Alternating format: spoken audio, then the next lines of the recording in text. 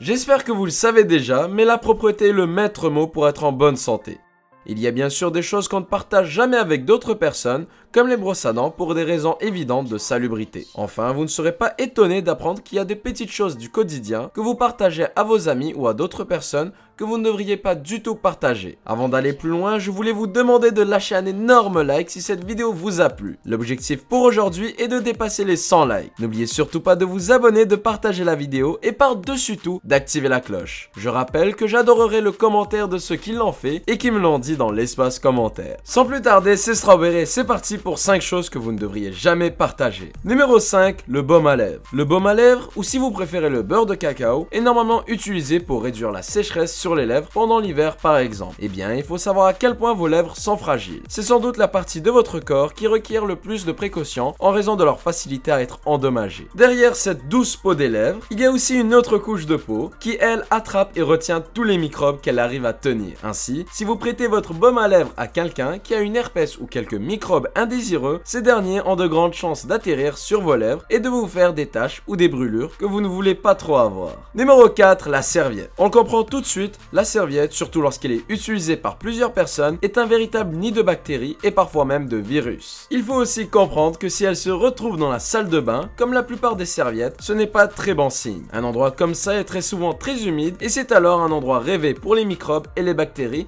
qui vont y rester assez longtemps. Les serviettes jouent le plus souvent et sans le vouloir le rôle d'éponge pour les microbes indésirables. Ils s'y accumulent en quantité astronomique et si la serviette familiale reste trop longtemps dehors sans être lavée, elle pourrait très vite contenir des virus et des bactéries qui pourraient devenir dangereux. Mais ne vous en faites pas, il suffit de laver vos serviettes, surtout celles avec lesquelles vous faites du sport, de temps en temps. Numéro 3, le coupe-ongle. Et oui, vous feriez mieux de commencer à économiser pour vous acheter un coupe-ongle personnel et arrêter d'utiliser celui que votre famille ou vos amis utilisent. Il ne s'agit pas là que ce sont des personnes sales, mais les bactéries et les microbes adorent se cacher dans les coupe-ongles. Il faut déjà comprendre que nos ongles sont de petits bouts d'os morts et qu'il y a une tonne de saleté, des fois même invisible, en bas de ceux-ci qui s'y cachent. Vous comprenez alors pourquoi les lames des coupe-ongles sont un paradis pour ces bactéries. Une simple coupure avec un coupe-ongle pourrait laisser entrer des millions de microbes dans votre système et vous causer des infections. Redoublez de prudence à présent lorsque vous utilisez un coupe-ongle. Numéro 2, le savon. D'habitude, les personnes d'une même famille ou des gens qui vivent ensemble utilisent le même savon. Ce n'est pas très brillant de faire cela et je vais vous expliquer pourquoi. Après chaque utilisation d'un savon, des particules poreuses provenant de la peau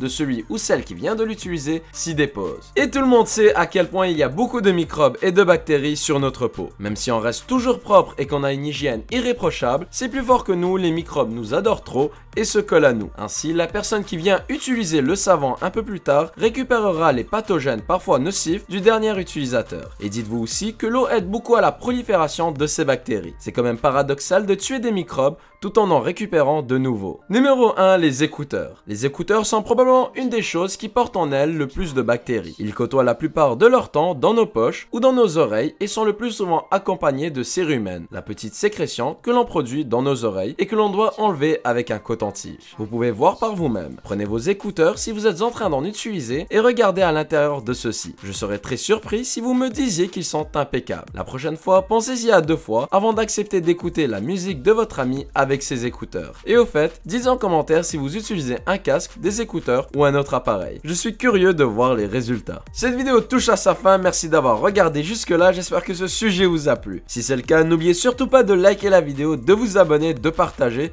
et par-dessus tout d'activer la petite cloche. Avant de faire les dédits, je rappelle que pour avoir la chance de recevoir une dédicace en vidéo, il faut avoir liké la vidéo, activer la cloche et dire en commentaire ce que vous avez aimé de la vidéo et si vous avez activé la cloche. Retenez que plus vous êtes actif, plus vous avez de chances d'être choisi pour les dédits. Donc dédicace pour aujourd'hui à Mathieu55, à Silver et à Dove Costa Sima. Continuez comme ça les potos, vous êtes au top. C'est tout pour moi, je vous laisse à une prochaine vidéo. Ciao tout le monde.